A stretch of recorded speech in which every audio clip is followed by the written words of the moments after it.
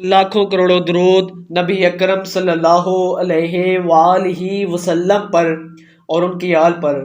خوابوں کی تعبیر کے ایک نئے ایپیسوڈ کے ساتھ حیات اسلام کے تمام ناظرین کو السلام علیکم ورحمۃ اللہ وبرکاتہ۔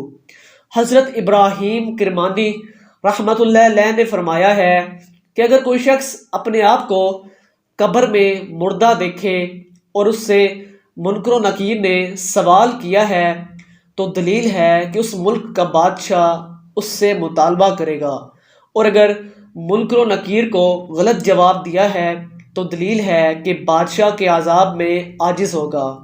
اور اگر کوئی شخص خواب میں دیکھے کہ اس کو قبر سے نکال کر پھانسی دے دی ہے اور پھر قبر میں رکھا ہے یعنی دفنا دیا ہے تو دلیل ہے کہ بادشاہ اس پر مہربانی کرے گا اور خلعت پہنائے گا اور پھر قید خانہ میں ڈالے گا۔